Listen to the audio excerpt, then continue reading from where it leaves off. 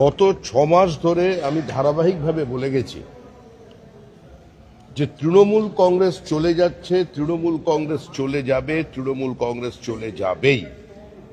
এবং তৃণমূল কংগ্রেস চলে যাওয়ার পরে তৃণমূলকে আক্রমণ করবে। আর সেই সময় আমাদের সতর্ক থাকতে হবে। রাজ্যপালের কাছেও আবেদন জানিয়েছিলাম আপনাদের মাধ্যমে, নির্বাচন কমিশনের কাছেও আবেদন জানিয়েছিলাম। যে পরিস্থিতি তৈরি হওয়ার আশঙ্কা ছিল মানুষের, যে তৃণমূল কংগ্রেসের বিধায়ক বেশ কয়েকজন, কিছু মন্ত্রী তারা লিঞ্চিং এর শিকার হবেন, আমরা দায়িত্ব নিয়ে আজকে সেই অবস্থায় পৌঁছতে দিইনি। কিন্তু দীর্ঘদিনের অবদমিত ক্ষোভ এবং না পাওয়ার ব্যথা যদি তৃণমূলের একাংশকে তৃণমূলের বিরুদ্ধে আক্রমণ করতে উদ্যত হয়ে থাকে, তো সেখানে প্রশাসন কি করবে?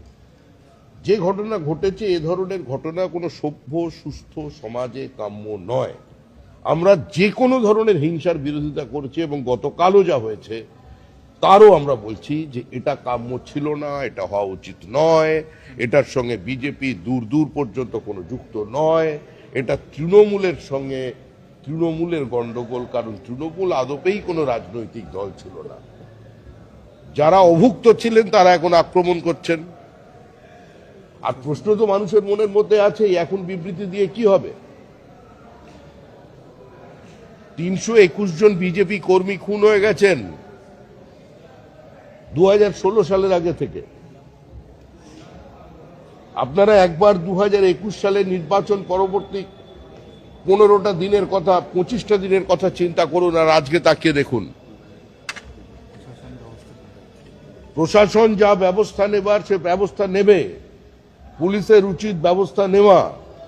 কিন্তু মনে রাখবেন 2021 সালের 2রা মের পর 27 দিনে 56 জন বিজেপি কর্মী খুন হয়। আমাদের কয়েকশো মহিলা কর্মী গণধর্ষিতা হন, জেসিপি দিয়ে বাড়ি ভাঙা হয়, মাথা কামিয়ে থুতু ফেলে চাটানো হয়, মোবাইল ফোন কেড়ে দেওয়া হয়। বাগবাজার এলাকায় একজন সন্তোষ ট্রফি খেলা ফুটবলার, অত্যন্ত দরিদ্র পরিবারের বাবা, প্যারালিটিক মা, অন্যের বাড়িতে পরিচারিকার কাজ করেন, সে সুইগি জোম্যাটোর মাল সাপ্লাই করে।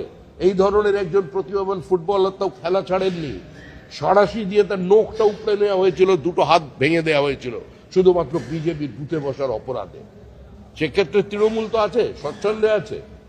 ওরা ওদের পারিবারিক অশান্তিতে ভেতরে কে কি বলছে আমাদের জানা নেই। কারো কারো বিবেক জাগ্রত হয়ে যাচ্ছে, হঠাৎ বোধোদয় হয়েছে, বিলম্বিত বোধোদয়।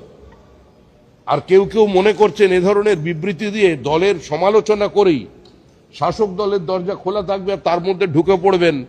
সেগুলো বালি নয়, সেগুলো বোল্ডার, যেটা আপনারা অবৈধভাবে তুলেছিলেন বিভিন্ন দিক থেকে। এসব চলবে না। এখানে পশ্চিমবঙ্গ সরকার আছে, সরকারের মধ্যে চলবে। সেখানে যদি আমাদেরও কোনো কর্মীর বিচ্যুতি হয়ে থাকে, পুলিশ তার বিরুদ্ধেও ব্যবস্থা নেবে। দলের পক্ষ থেকে পরিষ্কার বার্তা আছে, এই ধরনের তৃণমূলীদের সঙ্গে, দলবদ্ধদের সঙ্গে যোগাযোগ রাখবেন না। এরা ওখানে লুটে স্বচ্ছন্দ ছিলেন, মনে করছেন এখানে এসেও সেটা বজায় রাখবে এই সরকারের আমলে। ওখানে কিছু পায়নি বলে এখানে আবার অটো, টোটো, বাজারের ইউনিয়নের ব্যবস্থা করবে, এ সমস্ত চলবে না। শুভেন্দু অধিকারী অত্যন্ত দক্ষ প্রশাসক, তিনি এর মধ্যেই দৃষ্টান্তমূলক বেশ কিছু সিদ্ধান্ত নিয়েছেন এবং সেই সিদ্ধান্তকে আমরা দল হিসেবে আমরা শুধু স্বাগত জানাইনি, সমাজের সর্বস্তরের মানুষ স্বাগত জানাচ্ছেন। সরকারের কাছে অনেক কাজ করা বাকি। মাথায় একটা টুপি পরবো আর তারপরে হেলমেট ছাড়া 3 জন মোটরসাইকেল নিয়ে ঘুরে বেড়াবো, পুলিশ ধরতে পারবে না। আর কেউ এখন মনে করেছেন মাথায় একটা গেরুয়া ফেট্টি বেঁধে নেবো আর জয় শ্রীরাম স্লোগান দেবো, হনুমানজির পতাকা নিয়ে হেলমেট ছাড়া ঘুরে বেড়াবো, দুটোর কোনোটাই চলবে না।